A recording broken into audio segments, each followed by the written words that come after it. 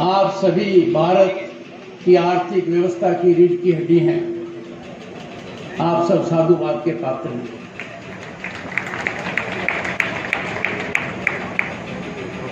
परम आदरणीय श्री नरेंद्र सिंह तोमर जी, बहुत बड़ा मंत्रालय है। राजनीति में आपने बहुत ऊंचे मापदंड स्थापित किए हैं। आपके नेतृत्व में, आपकी सूझबूझ की वजह से कृषि के मामले में बहुत बढ़ोतरी हुई है। आपका ही पराक्रम है, आपका ही दूर सोच है कि 1 अप्रैल 2020 से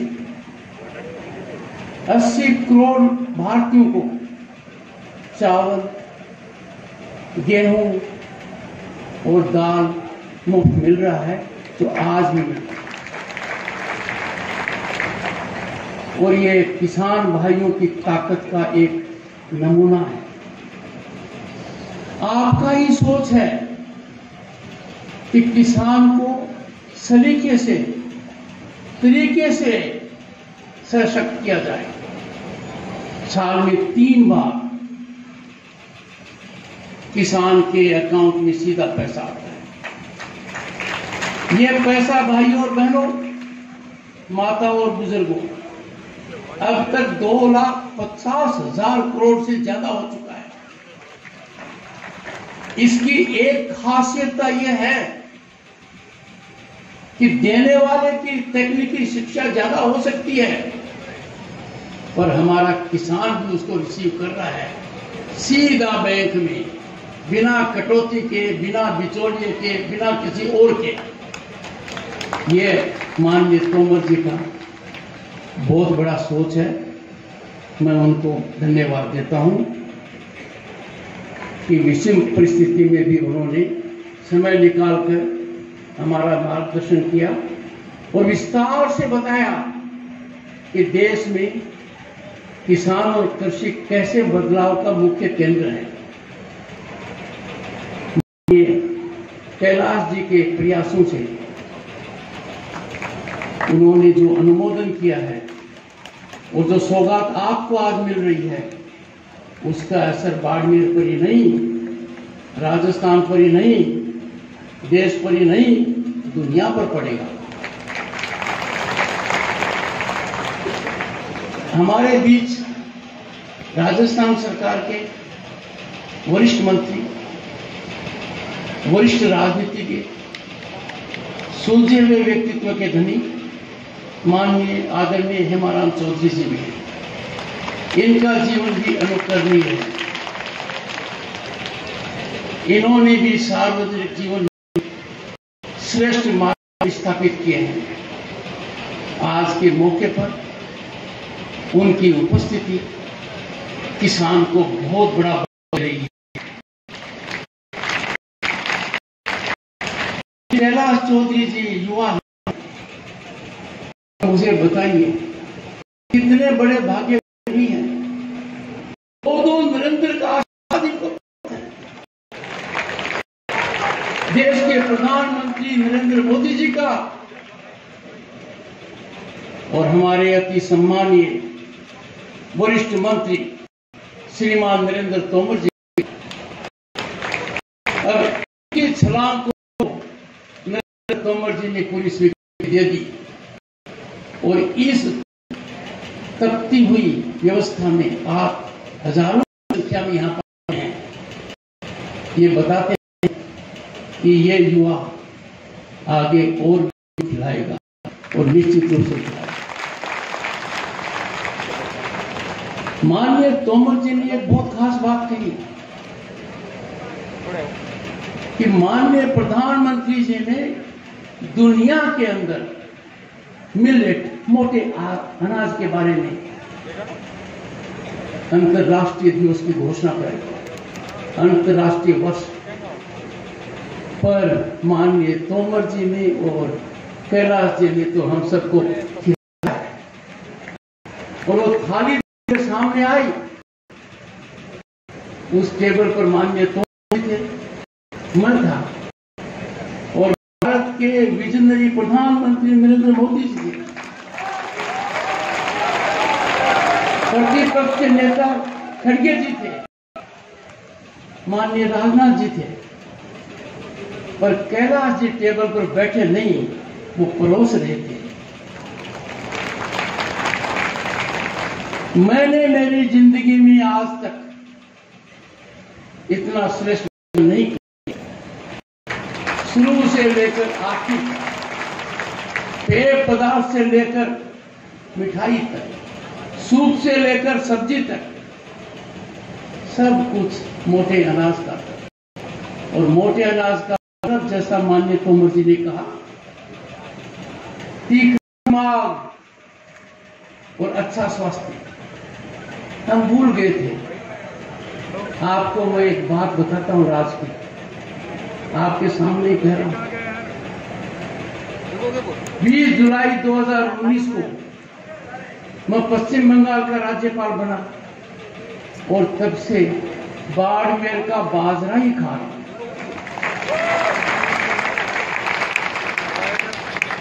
और जब हवाई जहाज में आ रहा था, माननीय मंत्री जी कैलाश जी मेरे साथ थे। हवाई जहाज में सर्व किया जाता है, मेरा भोजन आया, उसमें मोटा अनाज था और लौकी की सब्जी थी। इनको भी मैंने कहा कुछ तो बदला आज चुकाई दो, हिसाब को बराबर कर ही देना चाहिए। आपके कैलाश जी की एक और खूबी है, ईश्वर ने मेरे पर कृपा की। 20 जुलाई 2019 महामहिम राष्ट्रपति ने कर मेरे राज्यपाल बनाया। वो मेरी धर्मपत्नी का जन्मदिन था। उसी दिन अमेरिका का नील आर्मस्ट्रांग चांद पर गया था, पर कैलाश जी कहां पीछे रहने वाले थे। कैलाश जी का जन्मदिन इतिहास में अंकित हो गया। 20 सितंबर को जो मामला दशकों से अटका हुआ था, कोई गोल नहीं कर पा रहा था, अंतिम स्थान तक नहीं ले जा पा रहा था, कानून का मूर्त रूप नहीं दे पा रहा था, वो महिला के कल्याण का सबसे महत्वपूर्ण बिल लोकसभा में 20 सितंबर को पेश हुआ। इतिहास में वो दिन रचित हो गया। और भारत के ओजस्वी प्रधानमंत्री ने जो कार्य किया 21 सितंबर को, और जब राज्यसभा में मतदान हो रहा था, मैंने कहा माननीय प्रधानमंत्री जी, हिंदू रीति नीति के हिसाब से आपका जन्मदिन है आज, और वो उनके जन्मदिन पर हुआ। ये कैसा संयोग है, मन किंचित संयोग है, ये हुआ। आपके बीच में मेरे पुराने मित्र और फिलहाल भी हैं, पुराना मतलब आज भी है, पहले से मित्र हैं, श्री देवजी पटेल, बहुत अच्छे इंसान, मोटे दिल के इंसान है, जरूर मोटा अनाज खाते होंगे।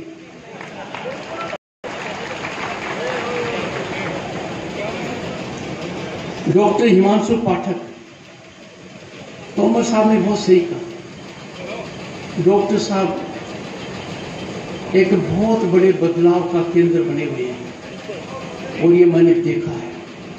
अब तक मैं इनके 5 केंद्रों में जा चुका हूं। दिल और दिमाग से किसान का हित देखकर दुनिया के अंदर किसान अपनी छाप छोड़े, इसके लिए आप प्रयास करें। साधुवाद के पात्र आई congratulate all the engineers, scientists, workers of Indian Council of Agricultural Research. किसान के लिए समर्पित है पूरी तरह से, और किसान कितनी बड़ी छलांग लगाएगा ये आपके प्रयास से होगा। डॉक्टर श्रीमती सीतारा डायरेक्टर ही है, मैं तने साफ मनु कहती हूँ, मेरो मन आज बहुत राजी है, बहुत राजी है। पहली बात तो मोटा मोटा आदमी आके बैठा है, दूसरा मारा सह का अन्नदाता हमारे सामने है। मैं सदा तारा कर्जदार रहूंगा। कैलाश जी ने थोड़ी सी मेरे साथ गड़बड़ भी की हुई है, बता दूं मैं। प्रधानमंत्री जी ने जब राज्यसभा में मेरा परिचय कराया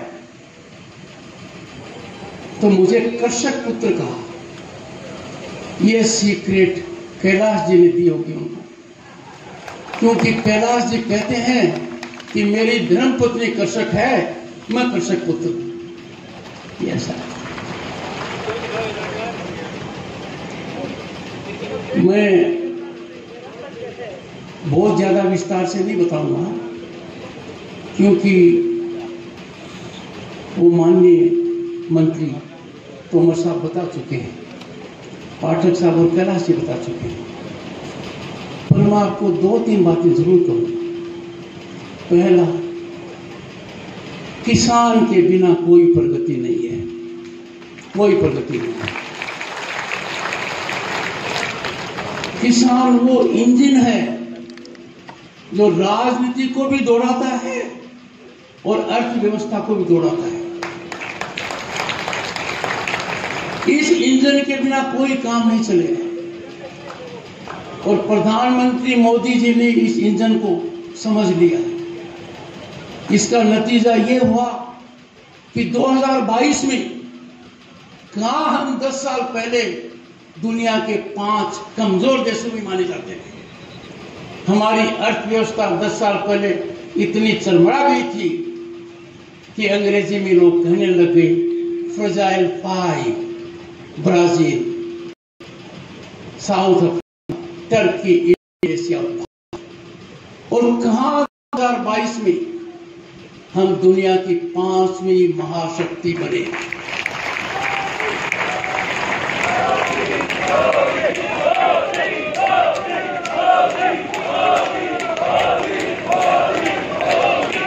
भाई और बहनों, अखाड़े में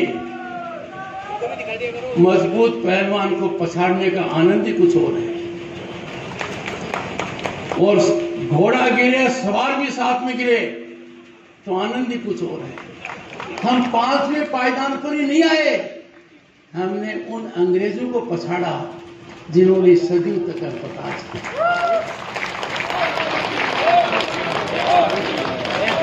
और इसी दशक के अंत तक हम 3री महाशक्ति बने। देश का हर बच्चा, हर युवक और हर बुजुर्ग आशीर्वाद दे रहा है कि हम ऐसे कालखंड में जी रहे हैं जहां सब कुछ मुमकिन है, सब कुछ मुमकिन है। जो भी सोच लें वो संभव है। कितनी बड़ी बात हो वो हम आज कर पाते हैं। दुनिया में भारत का नाम आज बहुत बड़ा है। दुनिया की बड़ी बड़ी शक्तियां आज के दिन कहती हैं कि भारत ने डिजिटल, आजकल सब समझते हैं डिजिटल, उसमें 6 साल में इतना काम किया जो 47 साल में नहीं हो सकता था। ये आपकी बदौलत है। मैं आप सबको बहुत बहुत शुभकामनाएं देता हूं और ये आश्वस्त करना चाहता हूं कि आपकी बदौलत, आपके पसीने की वजह से, आपके आशीर्वाद की वजह से मैं आज भारत का उपराष्ट्रपति हूं।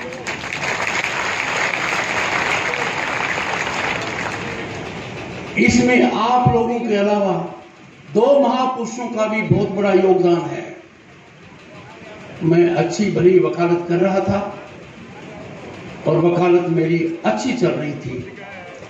उसी समय चौधरी देवीलाल जी हरियाणा के मुख्यमंत्री थे और राजस्थान के हमारे वरिष्ठतम नेता, कई बार मुख्यमंत्री रहे, देश के उपराष्ट्रपति रहे, माननीय हरमन शेखावत जी। दोनों ने मुझे चुनावी मैदान में उतार दिया। और चुनावी मैदान में उतार क्या दिया?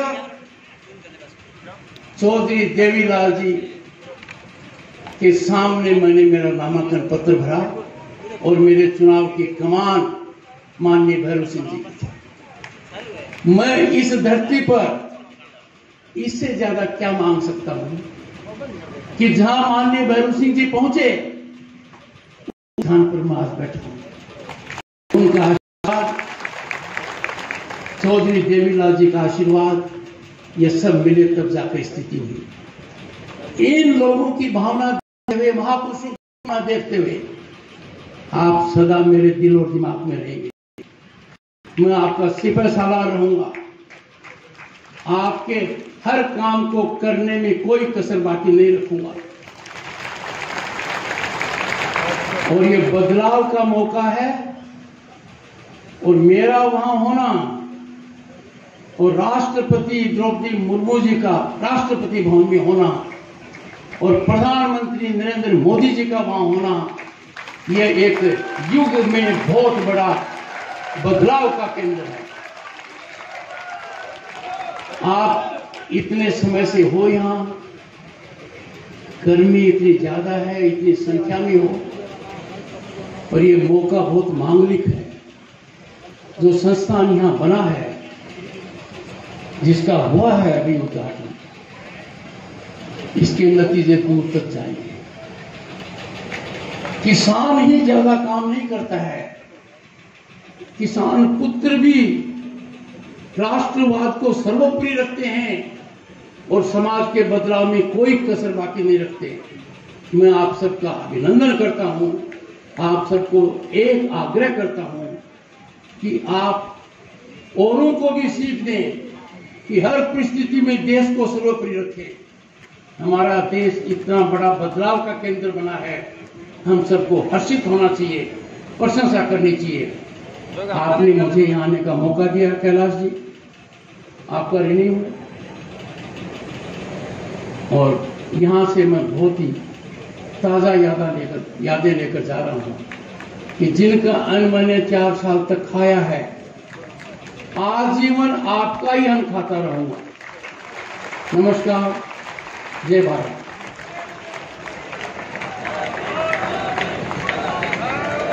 भारत का भूषण